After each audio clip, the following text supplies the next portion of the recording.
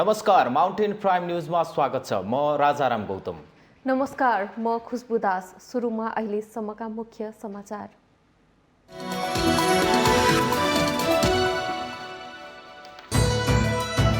एसडीएका वर्गको उत्थानका लागि छुटाइएको आरक्षणमा वास्तविक वर्ग पहुँच बाहिरै।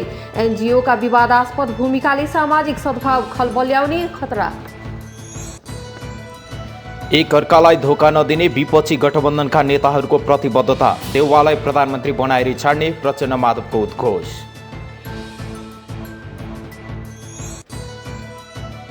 महाधिवेशनको चटारोमा काङ्ग्रेस सभापतिमा दर्जन बढी आकांक्षी। नयाँ पुस्तामा नेतृत्व हस्तान्तरण हुनु पर्ने आवाज उठ्दा विरासत फर्काउने कसरतमा कोइराला परिवार। कोरोना र बाढी पहिरोका बीच 5 सदस्यीय मन्त्रीमण्डललाई काम गर्न असहज। 5 मन्त्रालय सम्हालेका मन्त्री अन्यलमा विज्ञ वचन, समन्वय राम्रो भए काम गर्न सकिन्छ।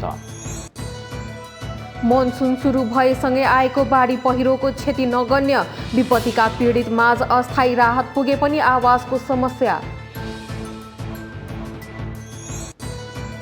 कोरोना महामारीमा भौतिक दूरी कायम नगरेको आरोप लागेका बेलायतका स्वास्थ्य मन्त्री हैनकद्वारा राजीनामा, आफूबाट नियम उल्लङ्घन भएको स्वीकारोक्ति।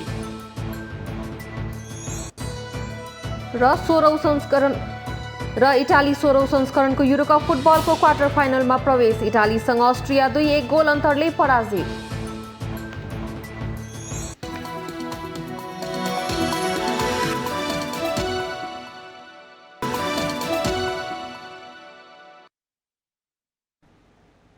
अब समाचार विस्तारमा। पिछडिएको वर्गलाई राज्यका विभिन्न अङ्गहरूमा समावेश गराउन केही समयका लागि गरिने अन्तरिम प्रकृतिको कोटा प्रणाली नै आरक्षण हो। यसको माध्यमबाट छोटो समयमै कमजोर र पिछडिएको वर्गको सहभागिता सुनिश्चित गर्न सकिन्छ। 2062-63 को दोस्रो जनआन्दोलन र मधेस आन्दोलनले राज्यको स्रोत, साधन र पहुँचमा समावेशिताको मुद्दा उठायो। 2064 सालको अन्तरिम संविधानले सुरु गरेको आरक्षण प्रणालीको सही सदुपयोग नहुँदा यसले सामाजिक सद्भाव खलबल्याउने सम्भावना थप बढाएको छ। नेपाली समाज विविधताले भरिएको छ। यही विविधता राज्यका हरेक निकायमा पनि झल्कियोस् भन्ने मनासायले आरक्षणको व्यवस्था लागू गरिएको छ। यद्यपि यो कति वैज्ञानिक छ अहिले पनि बहसकै विषय छ। तर पछाडि परेको समुदाय तथा वर्गलाई निश्चित समयसम्म विशेष प्रोत्साहन दिएर राज्यको मूलधारमा ल्याउनुपर्छ भन्ने मान्यता विश्वका विभिन्न देशमा छ। त्यही अनुसार हाम्रो संवैधानिक व्यवस्थाले आरक्षण प्रणाली अंगीकार गरेको देखिन्छ।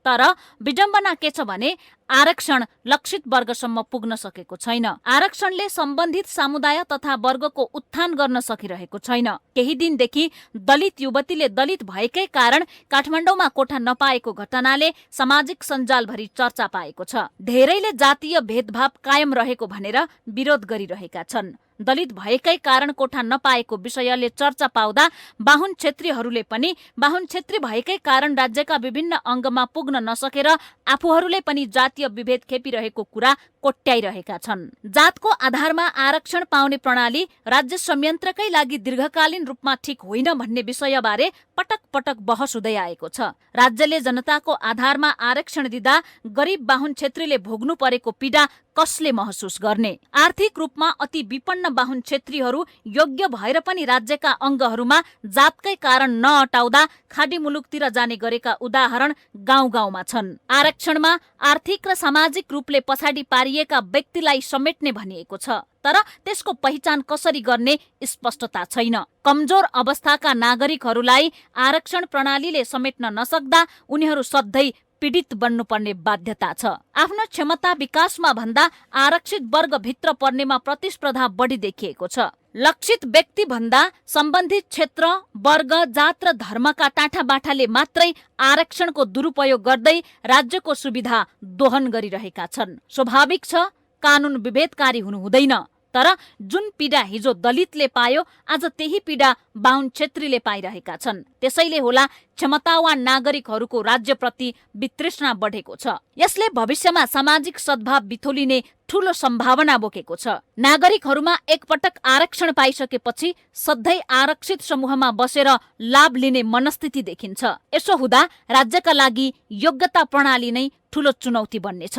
त्यसकारण आरक्षण भन्दा नागरिकको क्षमता विकास र सशक्तिकरणमा ध्यान दिनुपर्छ भन्नेहरूको संख्या ठूलो छ। विगतदेखि नै पश्चिमा राष्ट्रहरूको लगानीमा हाम्रो राष्ट्रिय एकता तथा सामाजिक सद्भाव खलबल्याउने प्रयास जारी छ। यसका लागि आइएनजिओहरूका नाममा कथित नेपालीहरूले डलर खेती गर्दै उनीहरूको मिसनमा सहयोग गरिरहेका छन्। राष्ट्रिय हितप्रति कटिबद्ध हुन नसक्ने केही नागरिकहरूले सामाजिक सेवाको मुखौटो लगाएर महिला, दलित तथा पछाडि पारिएका र परेका समुदाय र वर्गका प्रतिनिधिलाई उचालिरहेका छन्। समाजमा हुने कुनै पनि अमानवीय क्रियाकलाप विरुद्ध आवाज उठाउनुपर्छ, तर गलत गर्नेलाई दण्ड सजायको व्यवस्था गर्नु पनि उत्तिकै आवश्यक छ। नेपालको गरिबी बेचेर डलर कमाउनेहरूको पेशागत क्षेत्र परिवर्तन भएको छ। सदियौंदेखि मिलेर बसेका नेपालीहरूको भावनामाथि खेलेर यो वा त्यो बहानामा सामाजिक सद्भाव भड्काउने, नेपाललाई अस्थिर बनाइराख्ने तथा नेपालको भू राजनीति नै परिवर्तन गर्ने खेलमा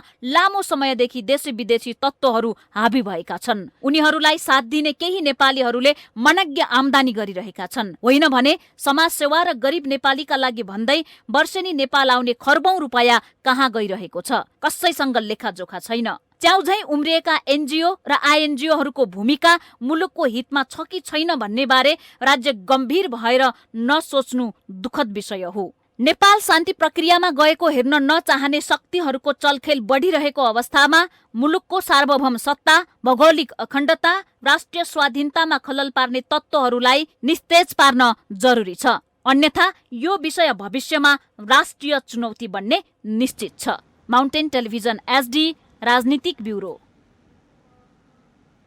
विपक्षी गठबन्धनका नेताहरूले एक अर्कालाई धोका नदिने प्रतिबद्धता जनाउनु भएको छ। शनिबार संघीय संसद भवनको लोहच्चे हलमा पत्रकार संघको अन्तर्क्रिया कार्यक्रममा शीर्ष नेताहरूले गठबन्धनमा कसैलाई धोका नहुने वचनबद्धता जाहेर गर्नुभएको हो।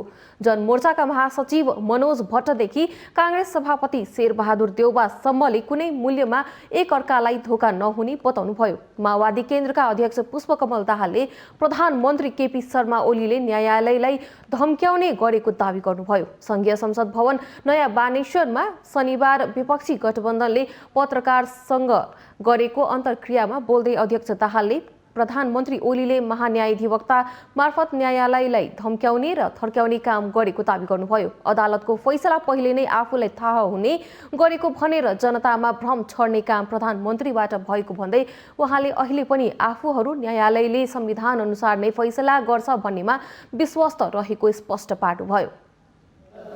आफूले भन्दै नभनेको कुरालाई बनाएर भन्ने र जनतामा भ्रम फिजाउने काम प्रधानमन्त्री ओलीले गरेको दावी अध्यक्ष दाहालले गर्नुभयो। पत्रकार सम्मेलनमा नेपाली कांग्रेसका सभापति शेरबहादुर देउवा र नेकपा एमालेका नेता माधव कुमार नेपालले एक अर्कालाई धोका नदिने बाचा गर्नुभएको छ। कांग्रेस सभापति देउवाले पनि एमाले नेता नेपाललाई धोका नदिने वचन दिनुभएको छ। देउवाले राष्ट्रपति विद्यादेवी भण्डारी प्रधानमन्त्री केपी शर्मा ओलीको कार्यकर्ता जस्तो बनेको समेत आरोप लगाउनु भएको छ।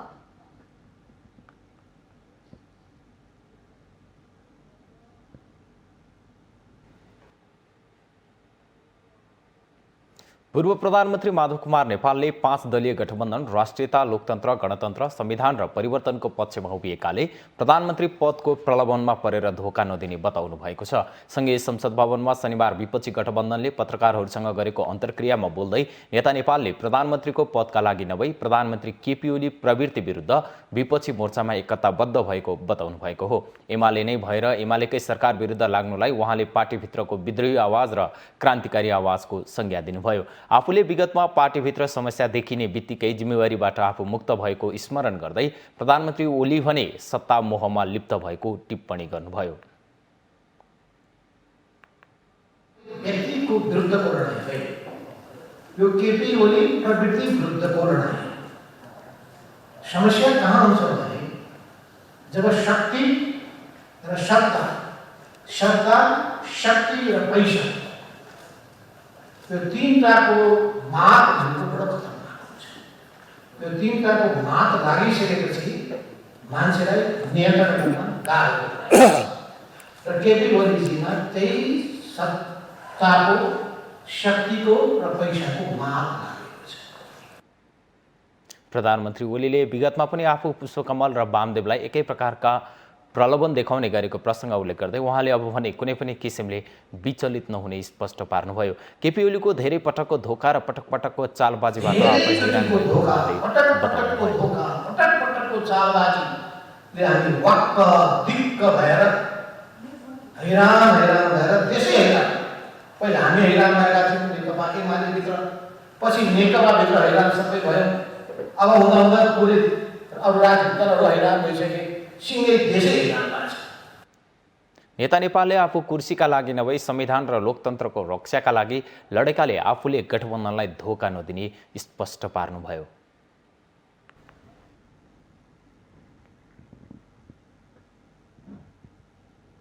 देशकै पुरानो र प्रजातान्त्रिक पार्टी नेपाली काङ्ग्रेस आगामी महाधिवेशनको तयारीमा लागेको छ।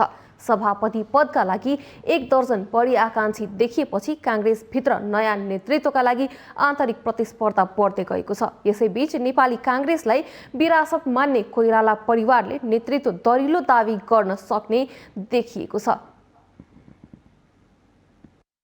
नेपाली काङ्ग्रेसको महाधिवेशनको मिति नजिकिएसँगै नेताहरूले आआफ्नो समूहको भेला तथा बैठकलाई तीव्रता दिएका छन्। नेपाली काङ्ग्रेसको महाधिवेशनबाट नयाँ पुस्तामा नेतृत्व हस्तान्तरण हुनुपर्ने आवाज पनि उठिरहेको छ। यस्तो अवस्थामा कोइराला परिवारबाट पनि नेतृत्वको दावी स्वाभाविक हुने आम बुझाइ छ। काङ्ग्रेसमा नेतृत्वका लागि 1 दर्जन बढी आकाङ्क्षी देखिएका बेला कोइराला परिवारले पनि नेतृत्व दावी गर्ने सम्भावना रहेको काङ्ग्रेस नेताहरूको भनाइ छ। परिवारको कुरा छ, तपाईँले अब सुनिहाल्नुभएको सञ्चार माध्यममा परिवारको तर्फबाट अब महामन्त्री शशाङ्क कोइराला, शेखर कोइराला, सुजाता कोइरालाजीहरूको चाहिँ अब एक किसिमको आफ्नो चाहिँ दावेदारी छँदैछ। अलिकति अब समय परिस्थितिले चाहिँ अब खास गरेर जुन अब यो त समय चक्र हो, संस्थापन भनेको पनि हिजोको संस्थापन आज अब प्रतिपक्ष जस्तो भएको छ काङ्ग्रेसमा। पछिल्लो समय नेपाली काङ्ग्रेसका वरिष्ठ नेता रामचन्द्र पौडेलले पनि पार्टी सभापति बन्ने इच्छा देखाउनु भएको छ। आफ्नो समूहको भेलामा पौडेलले यस्तो इच्छा देखाउनु भएको हो। भेलामा सहमतिको उम्मेद्वार छान्नका लागि ढिला गर्न नहुने सुझाव आएको छ। सकेसम्म एकता कायम गरेर उम्मेद्वार टुङ्गो लगाउनु पर्ने र जस्तो खालको परिस्थिति आए पनि सहमतिमा पुग्नुपर्ने काङ्ग्रेसका अर्का नेता तेजुलाल चौधरी बताउनुहुन्छ। अहिले छलफल अगाडि बढिराखेको छ, त्यसकारण हामीलाई विश्वास छ इतर पक्षको टिमले एउटा टिम बनाएर जान्छ। अथवा एकजना व्यक्ति सभापति कोइराला परिवार हुन सक्छ, अथवा रामचन्द्र दाई हुन सक्छ, अथवा प्रकाशमान दाई हुन सक्छ। त्यसकारणले यी तीनै जना मध्ये एकजना सभापति बन्छ भन्ने हामीलाई पूर्ण विश्वास छ। नेपाली काङ्ग्रेस पुरानो प्रजातान्त्रिक पार्टी भए पनि अहिले सही र सक्षम नेतृत्वको खाँचो छ। त्यसकारण पनि आउँदो महाधिवेशनबाट सबल र निष्पक्ष नेतृत्व काङ्ग्रेस पार्टी र मुलुकको आवश्यकता हो। परिवारवाद वा व्यक्तिवादीबाट टाढा रहेर अघि बढ्नु नै काङ्ग्रेसको पहिलो प्राथमिकता हुनुपर्छ। माउन्टेन टेलिभिजन एचडीका लागि पुष्पाश्री कार्की, काठमाडौँ। माउन्टेन प्राइम न्युजमा पाल्नु भएको छ विश्रामको।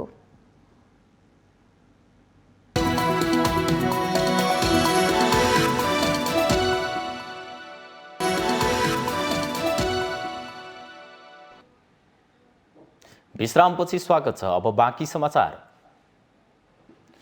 प्रतिनिधि सभा विघटनपछि प्रधानमन्त्री केपी शर्मा ओलीले गरेको मन्त्री परिषद विस्तारलाई सर्वोच्च अदालतले अमान्य घोषणा गरेपछि मन्त्री परिषद 5 सदस्यमा सीमित छ। मुलुक कोरोना महामारी र बाढी पहिरोको चपेटामा परेको बेला 5 जना मन्त्री तथा प्रधानमन्त्रीले कार्यभार सम्हाल्नु परेको छ। प्रधानमन्त्रीले भने काम गर्न अप्ठ्यारो हुने बताइरहँदा विज्ञहरूले भने कुनै समस्या नहुने जिकिर गरेका छन्। काम चलाउ हैसियतमा रहेका प्रधानमन्त्रीले सामान्य अवस्थामा जस्तै गरी मन्त्री थप्दै जानुलाई अदालतले संविधान विपरीत भएको भन्दै 20 जना मन्त्री एकैपटक पदमुक्त गरेपछि यति बेला 5 जना मन्त्रीमण्डलमा सीमित छ। प्रतिनिधि सभा विघटनपछि नियुक्त भएका उपप्रधानमन्त्री, मन्त्री र राज्य मन्त्री गरी 20 जनालाई अन्तरिम आदेश मार्फत पदमुक्त गरिदिएको हो। सर्वोच्चको आदेशपछि अर्थमन्त्री विष्णु पौडेल, शिक्षा मन्त्री कृष्णगोपाल श्रेष्ठ, भौतिक पूर्वाधार मन्त्री वसन्त कुमार नेमवाङ र कानुन मन्त्री लीलानाथ श्रेष्ठ यति बेला मन्त्री पदमा रहेका छन्। मन्त्रीमण्डलको संख्यामा थोरै भए तापनि सबै काम कर्मचारीले गर्ने हुँदा राज्य सञ्चालनमा खासै फरक नहुने राजनीतिक विश्लेषक डाक्टर सुरेन्द्र केसीको बुझाइ छ। वास्तवमा नेपालमा मन्त्री भन्नेको केही पनि काम हुँदैन। हुन्थ्यो भने 8 क्लास पढेको अर्थमन्त्री, 3 क्लास पढेको परराष्ट्र मन्त्री, मेन पावरको दलालले कसरी राजदूतावास चलाउँथ्यो यो हुनै नसक्ने कुरा हो। त्यो त एउटा संयन्त्रले चलाउने हो, त्यो त एउटा नोकरशाहीले चलाउने हो, त्यो त एउटा परिपाटीले चलाउने हो, मन्त्रीले चलाउने होइन। त्यसमा पनि अब अहिले चुनावी एउटा दायित्वको कुरा छ। चुनावी दायित्वको बेलामा त चुनाव सम्पन्न गराउने हो र त्यो चुनाव सम्पन्न गराउने भनेको निर्वाचन आयोगले हो। यहाँ मन्त्री प्रधानमन्त्रीको केही कामै छैन।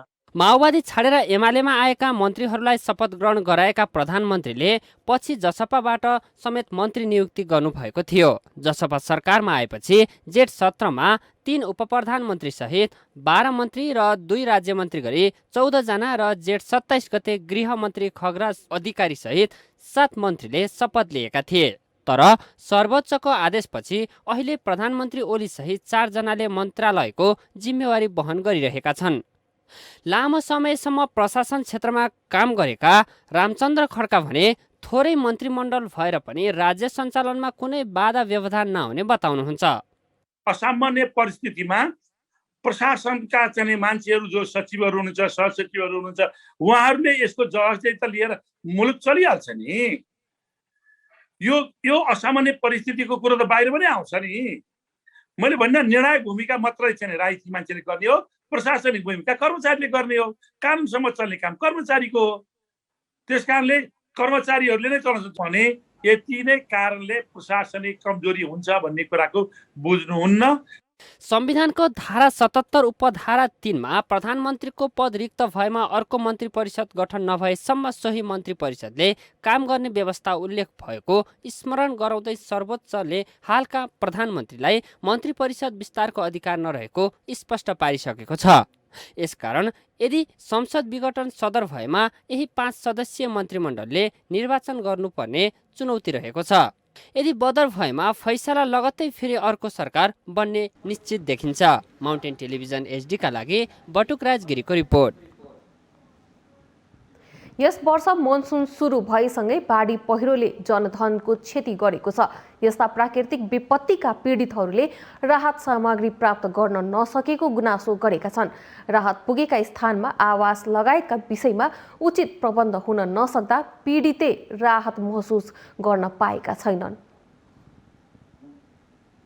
बाढी पहिरो र मानवीय क्षति यस वर्षको मनसुनपछि विभिन्न सञ्चार माध्यममा प्रकाशन प्रसारण भएका प्रतिनिधि समाचारका शीर्षक हुन्। मनसुन सुरु हुने बित्तिकै विभिन्न जिल्लाहरूमा बाढी पहिरोले जनधनको निकै क्षति पुर्याएको छ। क्षति पुर्याउने क्रम जारी छ। विपदको जोखिम पुनः एकपटक ढोकामै आइपुग्दा समेत सुरक्षाको प्रत्याभूति हुन नसक्दा र हराइरहेका आफन्तहरू फेला पर्न नसक्दा आफूहरू मर्माहित भएको पीडितहरू बताउँछन्। यस वर्ष 17 लाख मानिस बाढी पहिरोबाट मात्रै प्रभावित हुन सक्ने जल तथा मौसम विभागले आकलन गरेको छ। सिन्धुपाल्चोक, मनाङ लगायत क्षेत्रमा भएको क्षतिले यसको पुष्टि गरेको छ। तर पूर्व सावधानी अपनाउन नसकेको, सरकारले बाढी पीडितका लागि पर्याप्त सहयोग समेत गर्न नसकेको गुनासो सरकारवालाहरूको छ। जनताको सरकार भनेर सरकारले नै त्यहाँ पुगेर राहत दिने, उद्धार गर्ने, क्षतिपूर्ति दिने, मान्छेलाई पुनर्स्थापित गर्ने कुरा गरेको जस्तो त्यस्तो देखिएन। त्यसैले बेलैमा यो सरकारले अरू सबै कुरालाई छोडेर आफ्ना निकायहरूलाई परिचालन गरेर बाढी वा पहिरो, डुबान यस्ता कुराहरूबाट आम जनतालाई सुरक्षित गर्ने र जहाँ बढी प्रकोप र समस्याहरू देखा पर्छ ती ठाउँहरूमा उद्धार, राहत, क्षतिपूर्ति, पुनर्स्थापनाको तयारी गर्नुपर्ने हो। तर सरकारको यो सन्दर्भमा गम्भीरता अथवा जिम्मेवारीपन त्यस्तो देखिँदैन। तर राष्ट्रिय विपद व्यवस्थापन प्राधिकरणले भने बाढी पीडितका लागि राहत तथा व्यवस्थापनमा कुनै कसर बाँकी नराखेको दावी गरेको छ। प्रति कार्यमा चाहिँ केही कमी कमजोरी हाम्रो तर्फबाट भयो जस्तो मलाई चाहिँ लाग्दैन। किन भन्दा तत्कालै उद्धार पनि भएको छ, खोज उद्धारको कामहरू तत्कालै भएको छ, इमिडिएट भएको छ र चाहिँ राहत वितरण कामहरू पनि तत्कालै भएको छ र उहाँहरूलाई सुरक्षित ठाउँमा राख्ने व्यवस्था पनि मिलाइसकिएको छ। अब अहिले चाहिँ त्यसपछि कहाँ अहिले हामीले अब पुनर्लाभका चाहिँ कामहरू पनि अब बिस्तारै चाहिँ सुरु गर्दैछौँ। त्यो हिसाबले चाहिँ हामीले तयारी पनि गरेन, काम पनि गरेन भन्ने चाहिँ त्यो चाहिँ होइन। हामी एकदमै चाहिँ तदारुकता साथ चाहिँ सबै निकायहरू यसमा चाहिँ लागेर काम गरेको अवस्था छ। बर्खायाम सुरु भएपछि मात्र सरकारले जोखिमयुक्त क्षेत्रलाई मध्यनजर गरेको देखिन्छ। प्राकृतिक विपत्तिमा पीडितहरू घरबारविहीन अवस्थामा छन्। यसको सही ढङ्गबाट कार्यान्वयन हुन नसकेको र पूर्वतयारी हुन नसकेको विपद विज्ञहरू बताउँछन्। भने हरेक वर्ष उस्तै खालका बाढी र पहिरोले हामीलाई दुःख दिइरहेका छन्। त्यसमा चाहिँ सरकारले पूर्व तयारी भन्ने ठुलो पाटो छ जसमा सरकारको कमजोरी देखिन्छ। पूर्व तयारीमा हाम्रो जस्तै विपद प्राधिकरणहरू जस्तो निकायहरूले अथवा गृह मन्त्रालय अन्तर्गतका सुरक्षा निकायहरूले के गर्नुपर्ने थियो भन्दाखेरि यो जोखिम भएको ठाउँहरू हो भनेर पहिचान गरिसकेको ठाउँमा जोखिम कम गर्ने कामहरू क्रियाकलापहरू अगाडि नै गरिसक्नु पर्थ्यो। प्राकृतिक प्रकोपलाई पूर्ण रूपमा रोक्न नसके पनि पूर्व तयारी र सावधानी अपनाउने हो भने क्षति न्यूनीकरण गर्न सक्छौं। जनचेतना जगाउने हो भने मानवीय कारणले गर्दा हुने प्राकृतिक विपत्तिको दर पनि कम गर्न सकिन्छ। यसका लागि सम्बन्धित निकायले विपदपछि राहत बाँड्न दौडिने भन्दा प्रकोपको जोखिम कम गर्ने, क्षति घटाउने लगायतका पूर्व तयारीका उपायमा ध्यान केन्द्रित गर्नुपर्दछ। माउन्टेन टेलिभिजन एचडीका लागि सङ्गीता अधिकारी, काठमाडौँ। धेरैको जिज्ञासा छ कस्तो होला अबको निषेधाज्ञा। काठमाडौँ उपत्यकामा मङ्गलबार यता निजी सवारी साधन जोर बिजोर प्रणालीबाट चले पनि निषेधाज्ञा कायमै छ, तर सबै क्षेत्र खुलिसकेको छैन। यस्तो अवस्थामा सबैको चासो छ पूर्ण रूपमा सार्वजनिक यातायात खुलेर सबै व्यापार व्यवसाय कहिले खुल्ला। काठमाडौँ उपत्यकाभित्रको निषेधाज्ञा भने 3 जिल्लाका काठमाडौँ, भक्तपुर र ललितपुरका प्रमुख जिल्ला अधिकारीहरू बसेर छलफल गरी निर्णय गर्छन्। काठमाडौँ उपत्यकाभित्र वैशाख 16 गतेदेखि जारी निषेधाज्ञा असार 14 गते रातिबाट सकिँदैछ। आइतबार वा सोमबार बस्ने सिडिओहरूको बैठकले निषेधाज्ञा थप गर्नेछन्। काठमाडौँ उपत्यकाभित्रको हकमा भने अझै केही साता यस्तै जोरबिजोर प्रणालीमा निजी सवारी साधन चल्दै निषेधाज्ञा थपिने देखिन्छ। स्वास्थ्य मन्त्रालयसँग पनि समन्वय गर्दै केही खुकुलो बनाएर थपिने प्रमुख जिल्ला अधिकारीहरू बताउँछन्। एक साता अघि थपिएको निषेधाज्ञाले जनजीवनलाई केही खुकुलो बनाएको छ। अहिले अधिकांश प्रकारका पसलहरूलाई समय र बार तोकेर खोल्न दिइएको छ। जोर बिजोरका आधारमा निजी सवारी साधन समेत चल्न दिइएको छ। होटेल र रेस्टुरेन्टले टेक अवे सुरु गर्न पाएका छन्, तर सिनेमा हल, सपिङ मल, मठ मन्दिर, स्कुल कलेज लगायत मानिसको धेरै भिडभाड हुने क्षेत्र पूर्ण बन्द छ। त्यस्तै सार्वजनिक सवारी साधन समेत निषेधको मारमा छन्। यी क्षेत्रहरू अझै केही साता नखुल्ने जानकारहरू बताउँछन्। केही निकायले संक्रमण बढेको भन्दै निषेधाज्ञा कडा गर्न सुझाव समेत दिएका छन्, तर अस्पतालको बेडमा बिरामीको संख्या र संक्रमण दर दुवैमा कमी छ। यसकै आधारमा कोरोना भाइरस नियन्त्रणतिर आएको भन्ने पनि छ, तर अहिले नियन्त्रण भएको संक्रमण केही समय अघिको कडा निषेधाज्ञाका कारण हो र अहिलेको भिडभाडले संक्रमण बढेको असर केही दिनपछि मात्र देखिने बताइन्छ। वैशाख महिनादेखि बन्द रहेको आन्तरिक उडान पनि असार 17 गतेदेखि सञ्चालन हुनेछ। आधा सिट मात्र जहाजले उडान गर्न पाउनेछन्। पछिल्लो 24 घण्टामा 2016 जनामा कोरोना भाइरस संक्रमण पुष्टि भएको छ।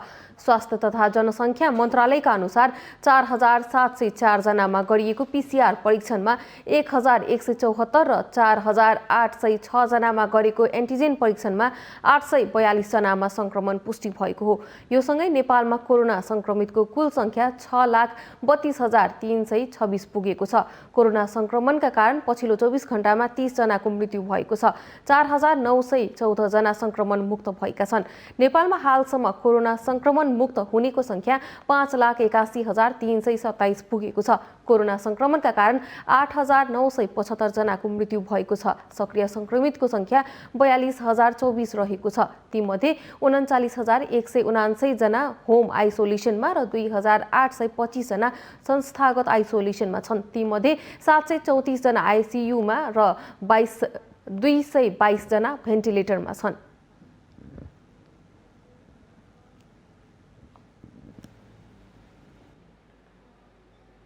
बाँकेको राप्ती गाउँपालिकामा रहेको न्यायिक समितिको काम प्रभावकारी देखिएको छ। स्थानीय स्तरमा आउने मुद्दाहरूलाई न्यायिक समितिबाट समाधान हुँदा स्थानीयले अदालती झन्झटबाट मुक्ति पाएका छन्। स्थानीय नागरिकका विषयमा उठेका समस्या र विवादको समाधान गर्न बनेको राप्ती सोनारी गाउँपालिकाको न्यायिक समितिको काम प्रभावकारी देखिएको छ। न्यायिक समितिले गरेको कामबाट स्थानीय सन्तुष्ट छन्। अब गाउँघर हो, सानोतिनो झगडा त भइहाल्छ गाउँघरमा होइन। अब सानोतिनो झगडाहरू हिंसाहरू भयो, त्यो सब गाउँघरकै जस्तै यहाँ महतो हुनुहुन्छ, उहाँहरू अगाडिका जान्ने बुझ्ने मान्छेहरूलाई बोलाएर गाउँको समस्या चाहिँ गाउँमै समाधान गर्ने गरेका छ अहिलेसम्म होइन। अनि यो जग्गाको बारेमा चाहिँ अहिलेसम्म यो गाउँमा चाहिँ मिलाउनु गरेका छैन।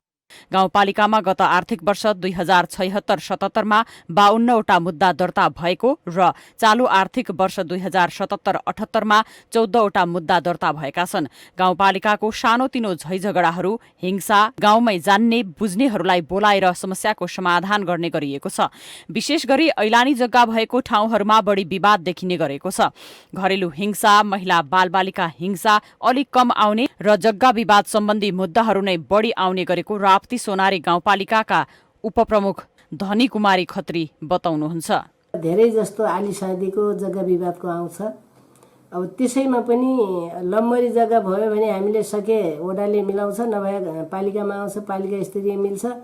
त्यति गरी पनि अब पालिकामा पनि मिलेन भनेपछि हामीले चाहिँ जिल्ला अदालतमा सिफारिस गर्छौँ र उहाँबाट चाहिँ फैसला हुन्छ।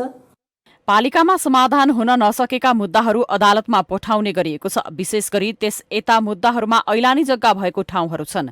हरेक पालिकामा विवाद समाधानका लागि उपप्रमुखको संयोजकत्वमा 3 सदस्यीय न्यायिक समिति गठन गरिएको छ। स्थानीय निकायको क्षमता अभिवृद्धि गर्दै जाने हो भने अदालती झन्झटबाट जनताले मुक्ति पाउने देखिन्छ। माउन्टेन टेलिभिजन HD का लागि बाँकी सहकर्मी रविन्द्र घिमिरेको रिपोर्ट। माउन्टेन प्राइम न्यूजमा पालो भएको छ विश्रामको।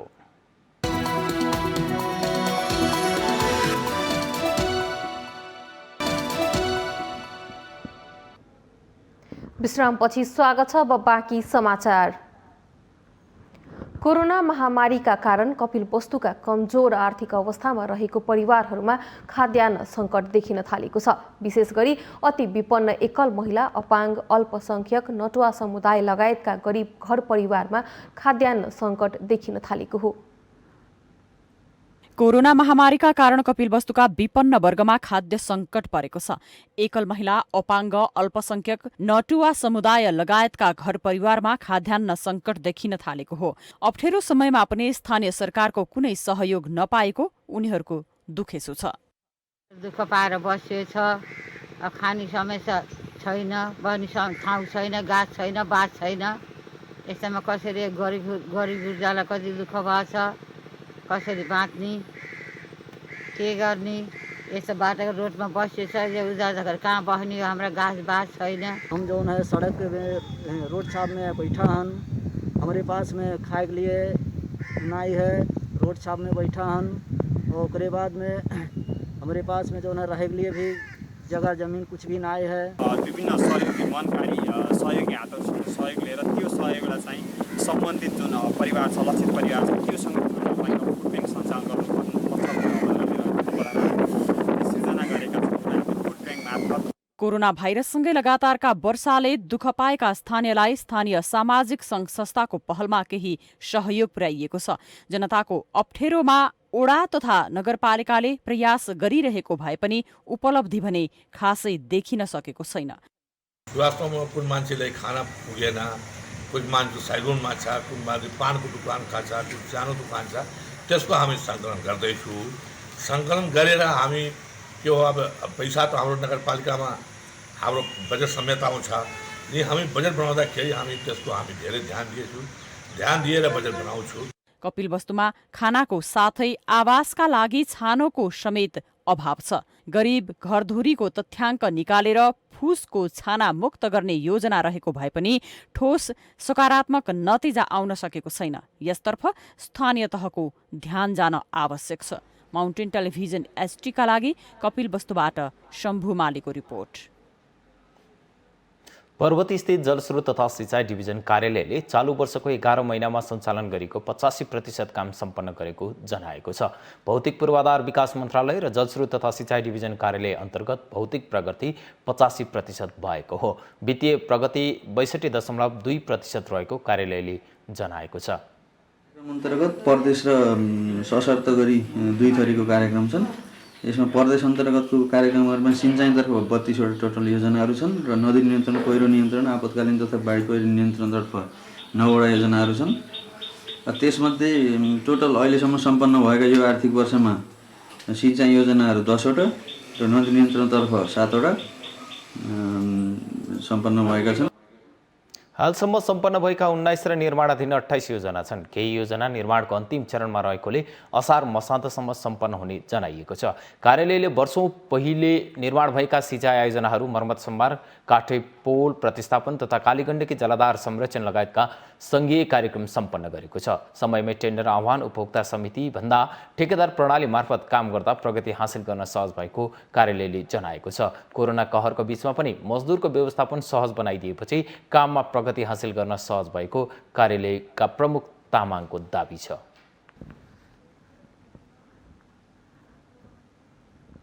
मनसुनी वायुको प्रभावले शनिबार संघीय राजधानी काठमाडौँ लगायत मुलुकका अधिकांश स्थानहरूमा वर्षा भएको छ। शुक्रबार साँझदेखि नै काठमाडौँ लगायत मुलुकका कतिपय स्थानमा भारी वर्षा भएको छ भने केही स्थान हल्का वर्षा भएको छ।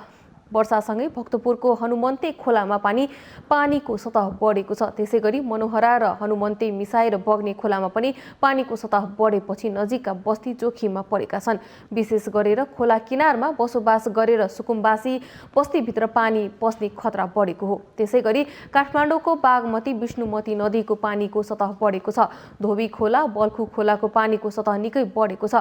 काठमाडौँका विभिन्न नदी र खोलाहरूको पानी बहिरहने नाका चोभार गल्छीमा पनि पानीको बहाव निकै बढेको छ। काठमाडौँ, ललितपुर र भक्तपुरका नदी तथा खोलामा पानीको सतह बढेसँगै किनाराका सुकुम्बासी जोखिममा परेका छन्। जल तथा मौसम पूर्वानुमान महाशाखाले मुलुकका अधिकांश भूभागमा वर्षा हुने र केही स्थानमा भने भारी वर्षा हुन सक्ने भन्दै सचेत हुन आह्वान गर्नु पनि गरेको हो।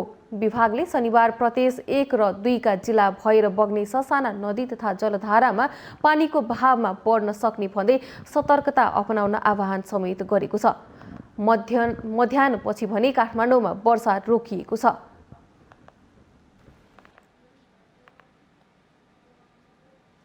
कालीगण्डकी तिनाउ डाइभर्सन बहुउद्देश्य आयोजनाको कार्यालय बुटवलमा स्थापना भएको छ। कार्यालयको उपप्रधानमन्त्री विष्णु पौडेलले शनिबार उद्घाटन गर्नुभएको हो। गण्डकी र लुम्बिनी प्रदेशका जिल्ला हुँदै बग्ने नारायणी नदीमा मिसिने कालीगण्डकीको पानी तिनाउ नदीमा मिसाएर रूपन्देही, कपिलवस्तु र नवलपरासीमा सिँचाइ गर्ने आयोजनाको उद्देश्य रहेको छ। बहुप्रतीक्षित र महत्त्वाकांक्षी कालीगण्डकी तिनाउ डाइभर्सन आयोजनाको काम अघि बढेको छ। अर्थसहित गृह, उद्योग, वाणिज्य तथा आपूर्ति, ऊर्जा, जलस्रोत तथा सिँचाइ गरी 5वटा मन्त्रालयको जिम्मेवारी पाएका विष्णुप्रसाद पौडेलले बुटवलमा शनिबार आयोजनाको कार्यालय उद्घाटन गर्नुभएको हो। समेत 53,000, रूपन्देहीमा 53,000, कपिलवस्तुमा 54,000 गरी जम्मा 107 हेक्टर जमिनमा यसको सिँचाइ सुविधा विस्तार हुन्छ। वर्षातको समयमा रूपन्देहीमा 36,000, कपिलवस्तुमा 49,000 गरी जम्मा 85,000 हेक्टरमा सिँचाइ सुविधा हामी विस्तार गर्छौँ। कालीगण्डकीको पानी तिनाउ नदीमा खसालेर रूपन्देही र कपिलवस्तुका खेतमा सिँचाइ पुर्याउने तथा 126 मेगावाट विद्युत निकाल्ने आयोजनाको छ। बुटवलमा कार्यालय स्थापनासँगै आगामी वर्षभित्र सक्ने गरी विस्तृत परियोजना प्रतिवेदन 7,000 हेक्टर जमिनमा हामीले 12 महिना चाहिएको मात्रामा चाहिएको जति पानी सिँचाइको लागि उपलब्ध हुनेछ। त्यति मात्र होइन, यसबाट हामीले हाइड्रो पावर पनि उत्पादन हुनेछ। यसबाट त्यसै गरी यसबाट विभिन्न नदी नियन्त्रणका कामहरू हुनेछ, खानेपानीका सुविधाहरू प्राप्त हुनेछ। त्यसैले यो बहुउद्देश्य आयोजना हुनेछ। कुल 138 अर्ब लागत अनुमान गरिएको यस आयोजनाको लागि विद्युत उत्पादनसम्म करिब 64 अर्ब र सिँचाइ संरचना र सिन्चित क्षेत्र विकासका लागि करिब 74 अर्ब लागत अनुमान गरिएको छ।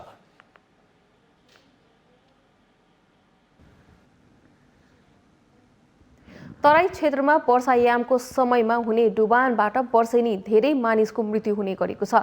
झापा लगायतका क्षेत्रमा बाढीले कटानका कारण सयौं बिघा जमिन बगरमा परिणत हुने गरेको छ। प्रत्येक वर्ष आउने यस्ता प्राकृतिक विपत्तिबाट बच्नका लागि जिल्ला विपद व्यवस्थापन समिति झापाले जिल्लाका स्थानीय तहहरूको सहभागितामा नमुना विपद तथा उद्धार कार्यक्रम सम्पन्न गरेको छ। अर्जुनधारा नगरपालिका 11 स्थित सालबारी झिलमा नमुना विपद तथा उद्धार प्रदर्शन गरिएको हो। वर्षाका कारण निम्तिने विपदबाट बच्न र सर्वसाधारणलाई सचेत गराउन नेपाली सेना, सशस्त्र प्रहरी बल र नेपाली प्रहरीका कर्मचारीले नमुना विपद तथा उद्धार कार्य प्रदर्शन गरेको हो।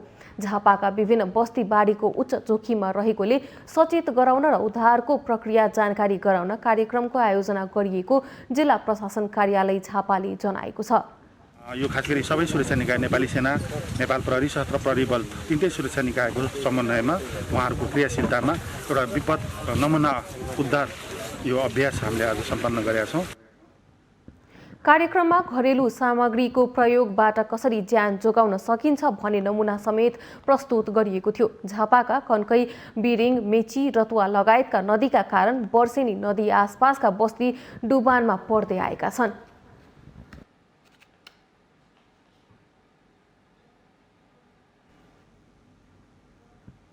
हामीसँग आर्थिक, अन्तर्राष्ट्रिय र खेल समाचार बाँकी नै छन्। माउन्टेन प्राइम न्युजमा फेरि पालो भएको छ विश्रामको।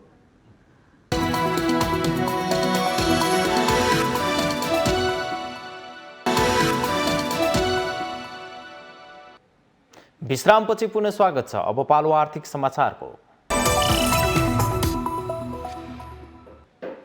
बागलुङमा स्थानीय जातको कुखुराको व्यावसायिक पालनप्रति आकर्षण बढेको छ। कोरोना भाइरसका कारण उद्योग कल कारखाना बन्द भइरहेको अवस्थामा युवा व्यवसायी स्थानीय जातका कुखुरा पालनबाट राम्रो आम्दानी गर्न सफल भएका छन्। स्थानीय स्तरमै चल्ला निकाल्ने ह्याचरी मेसिन राखेपछि लोकल कुखुरा, बट्टाई, लोकल हाँसका चल्ला निकाल्न सहज भएको छ।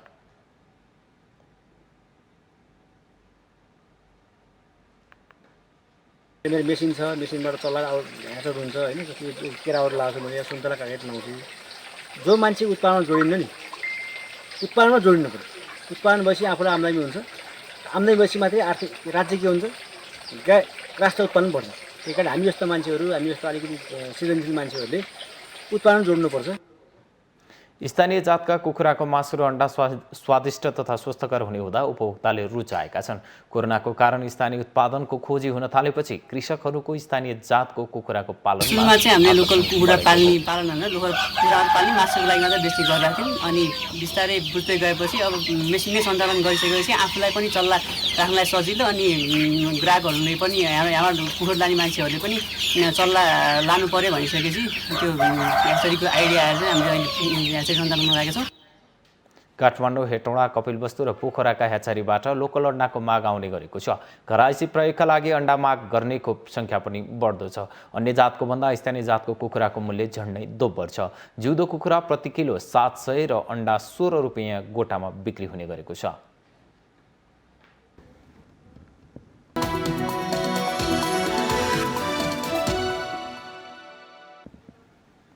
यो सँगै हामी माउन्टेन प्राइम न्युजको अन्त्यमा आइपुगेका छौँ। जाँदा जाँदै मुख्य समाचार पुनः एकपटक।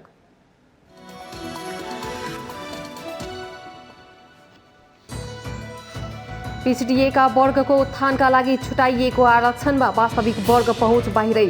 एनजिओका विवादास्पद भूमिकाले सामाजिक सद्भाव खलबल्याउने खतरा। एक अर्कालाई धोका नदिने विपक्षी गठबन्धनका नेताहरूको प्रतिबद्धता। देउवालाई प्रधानमन्त्री बनाएर छाड्ने प्रचण्ड माधवको उद्घोष।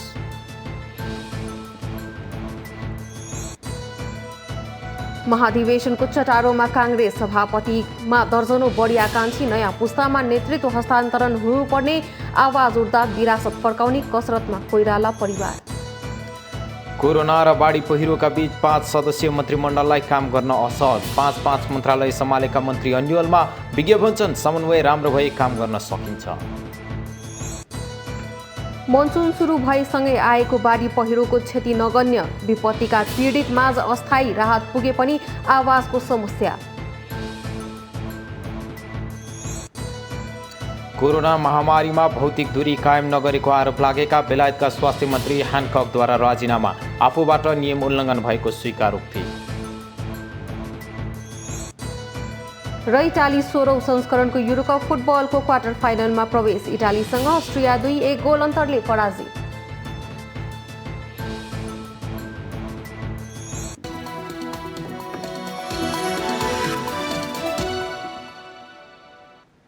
माउन्टेन प्राइम न्यूज अहिलेलाई सकियो। सत्य, तथ्य र निष्पक्ष समाचारका लागि हेर्दै रहनुहोला माउन्टेन टेलिभिजन HD।